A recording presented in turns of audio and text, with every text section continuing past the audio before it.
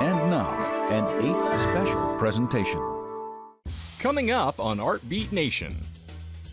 A weaver tells us why alpaca fiber is better. Come here. You're not going to take it?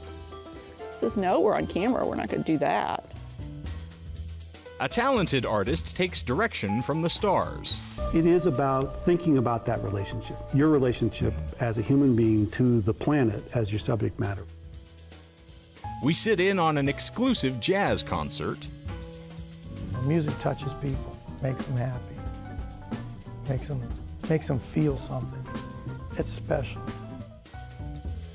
And a collaboration of local artists draws us into the gallery. Most people are awestruck. They just can't believe what they see on the walls. It's all ahead on this edition of Art Beat Nation.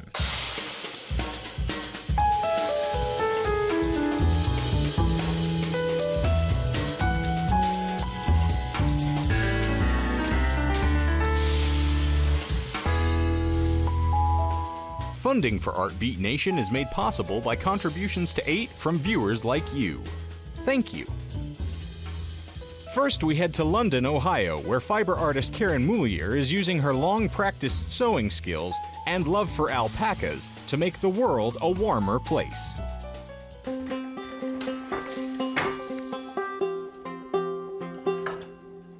My name is Karen Moulier, and I'm a weaver. I weave mostly shawls and scarves.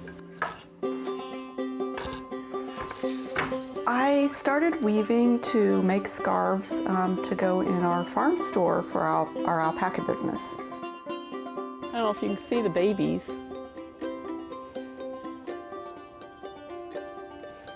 Come here. You're not going to take it? Says, no, we're on camera. We're not going to do that.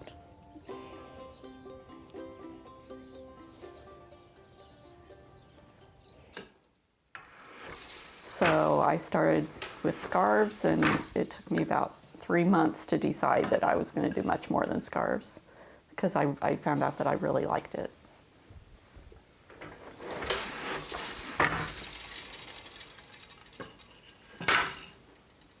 Oh, you guys made me nervous. I know, I'm sorry. It's all right.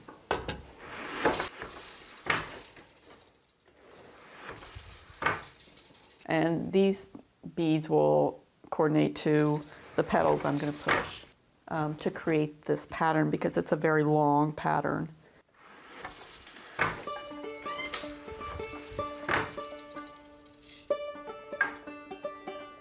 I took classes down at the Culture Arts Center downtown Columbus. I've been going down there for about 5 years. When I was in kindergarten, my mother taught me to sew. And so in the meantime, I have done every form of needlework there ever could be.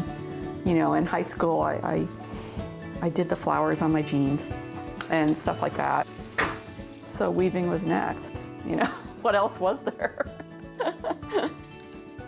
Weaving, I love seeing the cloth come to life. You know, I love being able to see the cloth form and create the design.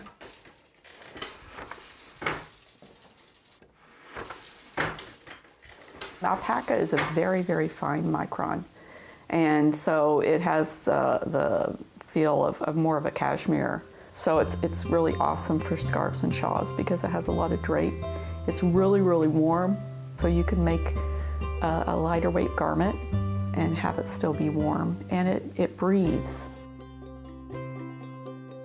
So I don't do a lot of dyeing.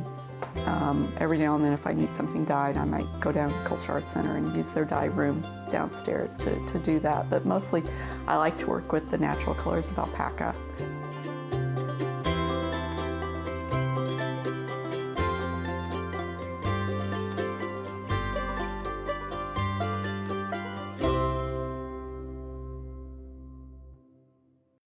Next, we journey to New Mexico to talk with land artist Bill Gilbert. Gilbert has become in tune with nature, exploring the relationship between human beings and the earth using the ancient stories of constellations as his guide. Let's take a look.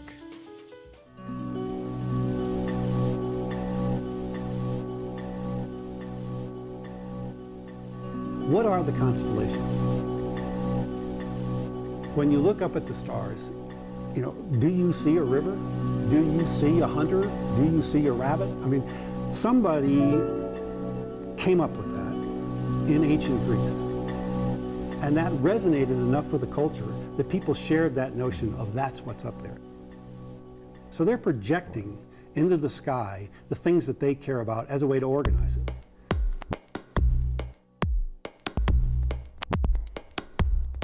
If we look at the stars as points or facts, what's the significance of the space in between?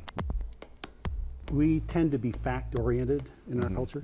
And so the fact of a constellation is these stars. And that's what I put in my GPS unit. But the experience is the space in between. That's where the richness is. It's not the points. It's not even finding the points. The richness is what you go through to go from A to B. And I think this is something we're so goal-oriented, we don't pay attention to the process. And it's that interstitial between what's supposed to be important. That's where the real good stuff is.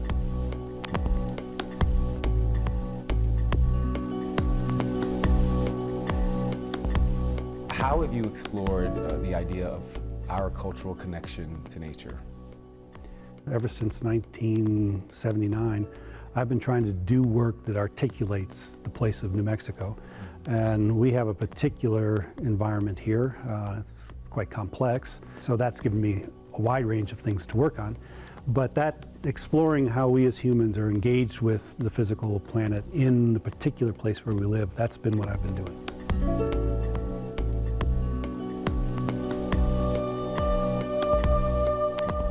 So we were talking about land art and whether it is located in the 70s as a sort of environmental-based practice. And I think that what has changed in that run from when the term was first coined to where we are now is there's an understanding that that arbitrary division between nature and culture does not make sense. That actually culture, anything we do, we're part of nature. So anything we do is part of nature, and we have to understand our actions as being a subset of that whole rather than sort of standing apart. So that means you can think of land art in terms of things that are done in urban centers as well as things that are done out in the outback. But what makes it land art is that there's a consciousness about that dialogue. The dialogue with the land, that it's not just a pedestal in which you do things.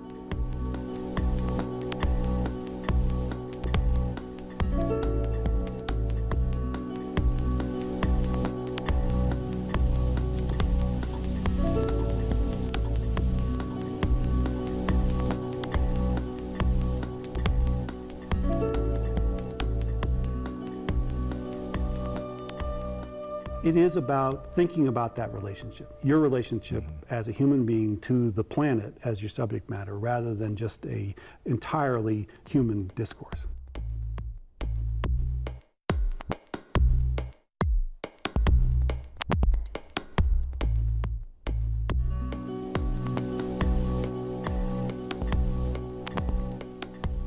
We're now in a very urban culture. The largest percentage of people in the West actually live in cities, and there is no night sky. We're completely removed from that whole thing, which has been very much a part of a desert people experience. So there is this distance now between contemporary culture and the night sky and the heavens. And so I'm trying, by using the constellations as my guide, to focus on that, bring the constellations down from the heavens, put them on the earth and walk it.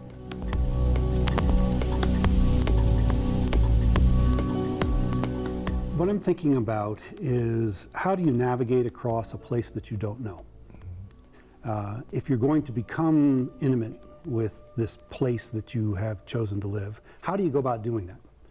And so you have to get out. You have to get out of the house and get out into the world. And this is something that even people who are strongly environmentalists, we just don't get out that much. So this is a system for getting out. And then the constellations, I take them and lay them on a Google map to give me points that I can put in a GPS unit, and then I follow those. So I have no idea where what I'm getting into. I just go from point to point and try and pay attention to what happens. And so I end up seeing things in a place that if I just stayed to animal paths even, or trails or roads you'd never go to. And so hopefully I'm building up sort of a layers of intimacy with these places that I go, using the constellations as my guide. Specific is I've decided to try and do these portraits based on the plant communities. So I'm having to learn the plants of New Mexico. And you know, I've been here for 35 years, walking around looking at them, and now I have to pay attention in a whole different way.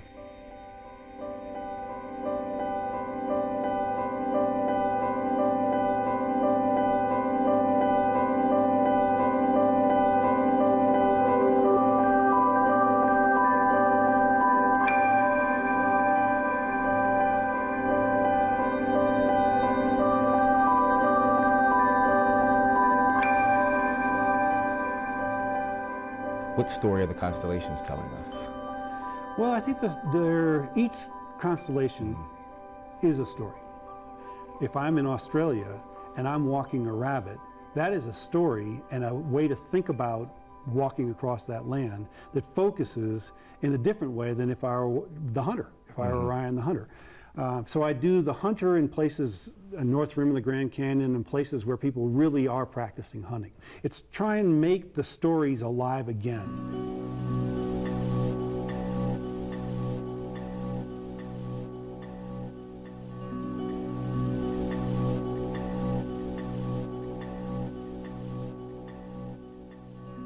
How does the ephemeral quality of your work impact your process when you are conceptualizing a new piece of work? The fact that it's ephemeral is very important to me. We are a monument-making culture. And you go to the land art projects, you know, Michael Heiser was talking about doing work the size of 747, building things as big as the Empire State Building. It's a monument thing. I don't think at this point in time we need more monuments. You know, so I think the art should be involved in reminding us all that we're ephemeral. And the idea that what we do is going to last forever and that's the measure of its value as a physical thing, rather than if we actually succeeded in changing a story, which is totally ephemeral in that material sense, that would have a larger, more lasting impact than any one object. So being ephemeral in the physical sense is key to what I'm trying to do. And that's why I walk rather than, you know, build things. I think that is part of the message, is that you can do things that have power that are also ephemeral.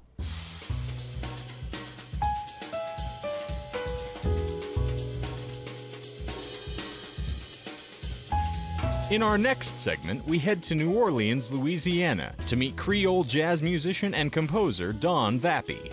We hear some original tunes played by Vappy and his friends, as well as learn more about how the New Orleans music culture informed his personal style. Let's take a look. Playing music for me was actually my earliest conscious memory, knowing I wanted to be a musician in like first grade, second grade or something. I just always knew I wanted a family and I wanted to be a musician.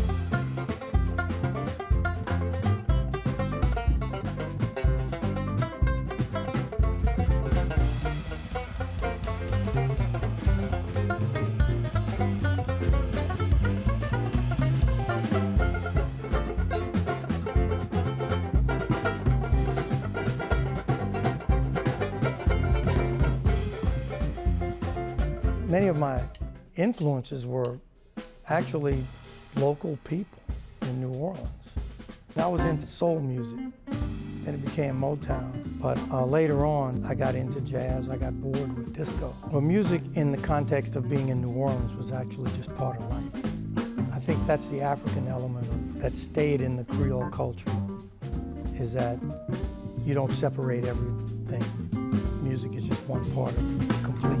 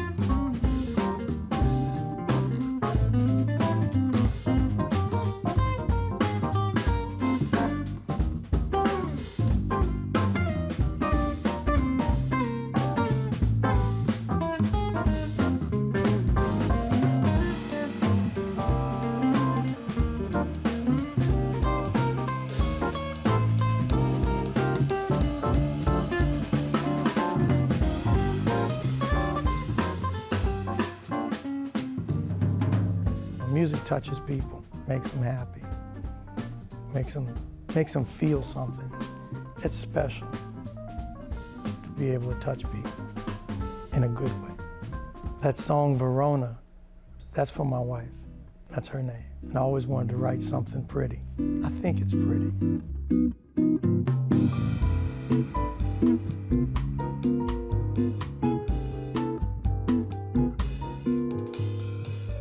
Love, a gift from me to you. Love, our heart's command is true. Though we are apart, I feel the warmth of your touch. I am home with you.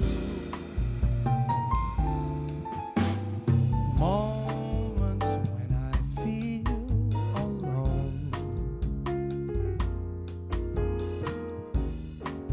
I can hardly hold my own. Dreams take me to you, and I can't wait for the kiss I so dearly miss. Just hold me close and speak to me the passion of our hearts. My love, so gentle and so sweet. My Verona.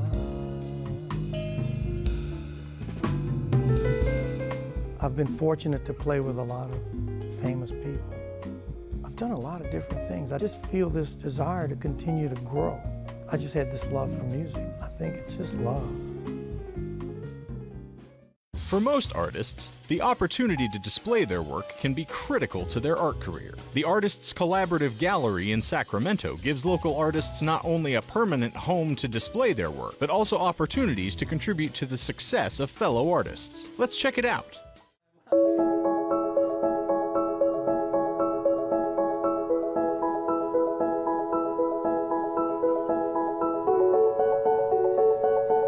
As an artist, an independent artist, finding a place to show your work is difficult.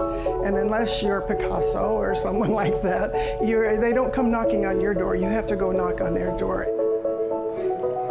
Artists Collaborative is a collection of various artists who bring all their work together and share with the community. We have painters, we have jewelers, potters, fiber artists, pen and ink, glass, a wide variety of different types of art. And we try to make it that way. We want to have a wide variety and not all of the same thing.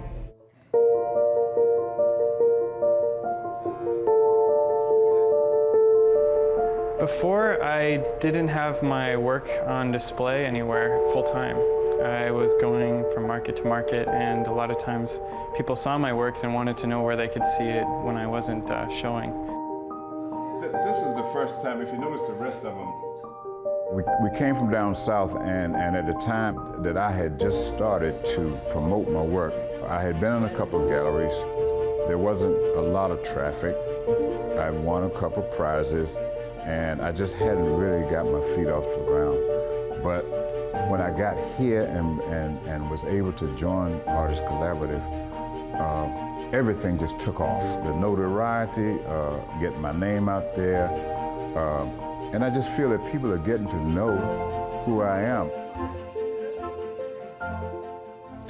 Every gallery member spends one day a month volunteering to work in the gallery and interacting with customers, talking about their own work and other gallery members' work.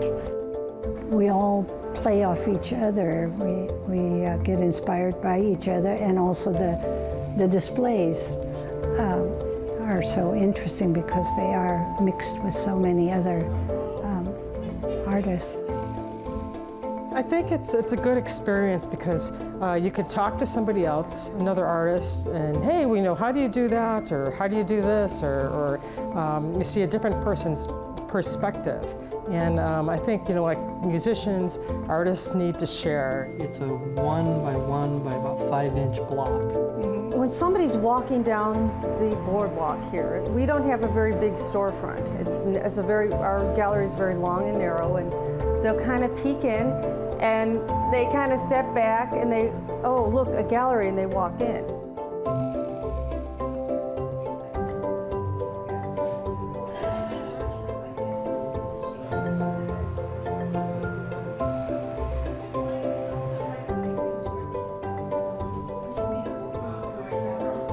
When we have local people come through here, they're really amazed that these are all local artists. It's a place of its own here in Sacramento. Most people are awestruck. They just can't believe what they see on the walls. We do have a lot of work on the walls. We are not your typical gallery. We hang in what they call cafe style, and so we can get as much work up on the walls as possible. People need to see what other people do. This isn't just a hobby. These are actually, when you're an artist, you just can't help but do it.